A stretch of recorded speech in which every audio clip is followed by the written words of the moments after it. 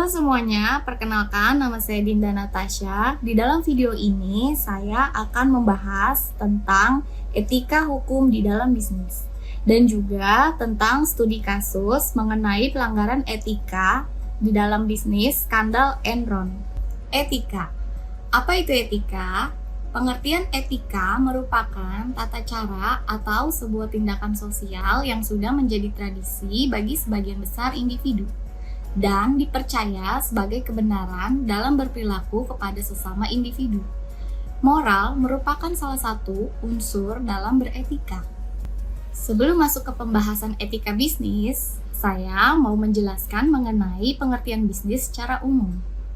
Bisnis merupakan serangkaian kegiatan di mana seseorang atau sekelompok orang bertransaksi dengan membuat, menjual, atau menukarkan barang dan jasa dengan tujuan untuk mendapatkan keuntungan. Dalam penerapan bisnis, tentunya diperlukan etika bisnis untuk menggabungkan antara tradisi yang dianggap benar oleh sebagian besar masyarakat ke dalam bidang usaha, agar sebuah usaha tersebut sesuai dengan nilai-nilai moral yang berlaku. Etika dapat memberikan batasan-batasan pandangan yang benar terhadap perilaku usaha yang dilakukan. Namun, pada dasarnya, etika di dalam bisnis tidak bisa benar-benar dijaga oleh pengusaha yang melakukan praktik bisnis. Sebetulnya, apa sih tujuan etika di dalam bisnis ini? Pada kenyataannya, para pelaku bisnis di lapangannya banyak kegiatan usaha yang melanggar nilai-nilai kebenaran atau etika itu sendiri. Tidak jarang, pelaku usaha menghalalkan segala cara demi mendapatkan keuntungan yang maksimal, sampai dengan tindakan yang berbau kriminal. Etika merupakan pengarahan yang berperilaku normatif kepada individu atau kelompok tentang sesuatu yang benar menurut pandangan hukum. Tujuan adanya etika bisnis adalah untuk menilai perilaku individu atau kelompok berdasarkan pada moral dan mengarahkannya ke tindakan individu atau kelompok yang sesuai dengan norma-norma yang berlaku. Terdapat juga beberapa prinsip untuk menerapkan etika bisnis. Yang pertama, prinsip otonom. Yang kedua, prinsip kejujuran. Yang ketiga, prinsip keadilan. Dan yang keempat adalah prinsip saling menguntungkan. Relevansi etika bisnis terhadap profesi. Dalam KBBI, relevansi adalah sebuah yang bermakna memiliki hubungan. Dalam hal ini, keterkaitan etika bisnis terhadap profesi merupakan penelitian sikap moralitas seseorang terhadap profesi yang digelutinya. Etika menyediakan kesempatan untuk melakukan refleksi dan pengolahan pribadi agar menanamkan nilai-nilai yang dianggap benar. Inilah relevansi etika yang pertama. Dengan kata lain, etika dapat membantu orang menghayati hidupnya sebagai manusia yang lebih sadar akan tanggung jawab. Relevansi yang kedua adalah etika merupakan alat intelektual untuk menanggapi masalah-masalah moral baru yang muncul sebagai dampak modernisasi dan perkembangan pesat ilmu pengetahuan dan teknologi. Relevansi etika dengan bisnis menjadi standar dan pedoman bagi seluruh karyawan termasuk manajemen dan menjadikannya sebagai pedoman untuk melaksanakan pekerjaan sehari-hari dengan dilandasi moral yang luhur, jujur, transparan, dan bersikap profesional.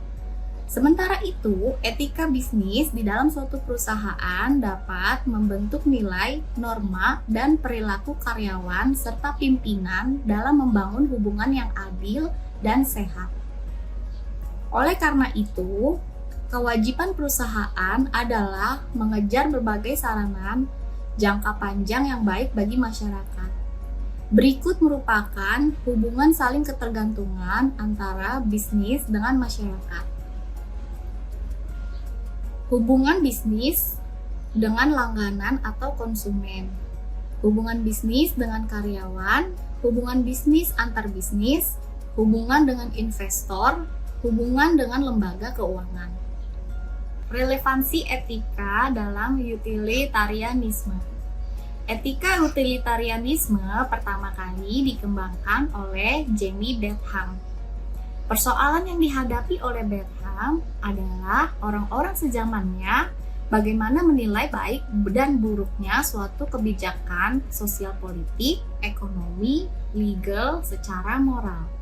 Singkatnya, bagaimana menilai sebuah kebijakan publik, yaitu kebijakan yang mempunyai dampak bagi kepentingan banyak orang secara moral. Utilitarianisme adalah paham dalam filsafat moral yang menekankan manfaat atau kegunaan dalam menilai sesuatu tindakan sebagai prinsip moral yang paling dasar. Untuk menentukan bahwa sesuatu perilaku baik jika memberikan manfaat kepada orang lain. Menurut paham utilitarianisme, bisnis adalah etis. Apabila kegiatan yang dilakukan dapat memberikan manfaat bagi orang lain sebesar-besarnya pada konsumen dan masyarakat.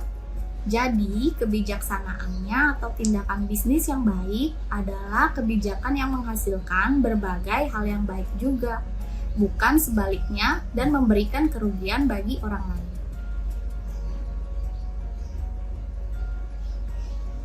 Terdapat dua jenis utilitarianisme yang dapat dipandang sebagai positif ataupun hal yang negatif. Secara teori, nilai positif dari utilitarianisme terdapat tiga aspek, yaitu rasional, otonom, dan universal. Akan tetapi, nilai positif utilitarianisme condong terletak pada sisi rasionalnya dan universalnya. Rasionalnya adalah kepentingan orang banyak lebih berharga dibandingkan kepentingan individual. Secara universal, semua pebisnis dunia ini berlomba-lomba mensejahterakan masyarakat dunia. Dalam teori sumber daya alam dikenal sebagai istilah black wash effect, yaitu di mana pemanfaatan sumber daya alam yang terus-menerus akan semakin merusak kualitas sumber daya alam itu sendiri. Sehingga diperlukan adanya upaya pelestarian alam yang tidak akan terkuras habis-habisan ditelan zaman.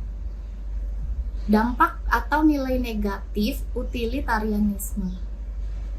Yang pertama, manfaat merupakan konsep yang begitu luas, sehingga kenyataan praktis akan menimbulkan kesulitan yang tidak sedikit. Etika utilitarianisme tidak pernah menganggap serius nilai suatu tindakan pada dirinya sendiri dan hanya memperhatikan nilai-nilai suatu tindakan sejauh berkaitan dengan akibatnya. Nilai negatif lainnya dari etika utilitarianisme adalah membenarkan hak kelompok mayoritas dibandingkan kepentingan dari minoritas. Hal ini dapat dicontohkan, sebagian besar adalah minoritas yang memiliki kelainan kepada kepuasan seksualnya yang sedikit menyimpang. Hal ini tentunya membuat moralitas kita terbagi menjadi dua, yaitu kelompok minoritas yang memiliki gangguan seksualnya dan kelompok mayoritas yang merasa hal itu dianggap salah. Sebetulnya dalam kasus tersebut kita tidak bisa membenarkan atau menyalahkan tingkat kepuasan seksual seseorang, karena etika utilitarianisme lebih menekankan kepada kepuasan yang dilakukan oleh seseorang terhadap dirinya sendiri. Selanjutnya kita akan membahas mitos bisnis, amoral, dan relevansinya terhadap keuntungan dan etika bisnis. Pada umumnya, pengertian bisnis merupakan serangkaian kejadian yang mengutamakan keuntungan pribadi dan berorientasi untuk mendapatkan keuntungan semaksimal mungkin. Namun, dari sudut pandang etika, keuntungan juga bukanlah hal yang buruk. Keuntungan memungkinkan perusahaan dapat bertahan dalam bidang bisnisnya. Tanpa memperoleh keuntungan, tidak ada pemilik modal yang bersedia menanamkan modalnya. Dan karena itu, tidak berarti aktivitas ekonomi yang produktif dan memacu pertumbuhan ekonomi yang menjamin kemakmuran sosial. Selanjutnya, saya akan membahas sedikit mengenai studi kasus skandal Enron. Enron Corporation adalah sebuah perusahaan energi yang berbasis di Houston, Texas, Amerika Serikat. Pada tahun 2001, Enron menjadi terkenal bukan karena kesuksesannya, tetapi karena salah satu skandal keuangan terbesar di dalam sejarah. Perusahaan ini terlibat dalam manipulasi laporan keuangan untuk menutupi kerugian yang besar dan memberikan kesan bahwa mereka lebih menguntungkan daripada yang sebenarnya. Dalam kasus ini, masalah etika yang terjadi adalah manajemen dari Enron, termasuk CEO Jeffrey Skilling dan CFO Andrew Faustin, menggunakan metode akuntansi yang rumit dan tidak transparan untuk menyembunyikan hutang perusahaan dan memperbesar pendapatan mereka. Mereka menciptakan entitas luar neraca atau off-balance sheet entitas untuk menyembunyikan hutang dan memanipulasi harga saham. Enron akibatnya investor dan karyawan kehilangan miliaran dolar ketika kebohongan ini terungkap dan perusahaan menyatakan failit atau bangkrut. Dari skandal Enron ini dapat kita teliti lagi untuk konsekuensi hukumnya. Skandal ini memicu penyelidikan oleh Securities and Exchange Commission and Departemen Kehakiman S. Jeffrey Skilling and Andrew Faustin. Bersama dengan beberapa eksekutif lainnya didakwa hukuman karena penipuan, konspirasi, dan berbagai pelanggaran hukum lainnya.